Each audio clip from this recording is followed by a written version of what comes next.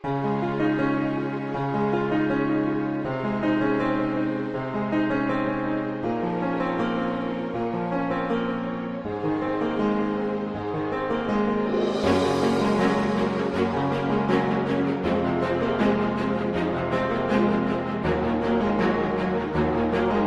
kong mabatiin ang Arevalo family, lalo na kay Sha at sa kanyang buong pamilya dahil sa kanilang tuloy-tuloy na pagtulong sa mga kababayan natin dyan sa bayan ng Menalabak.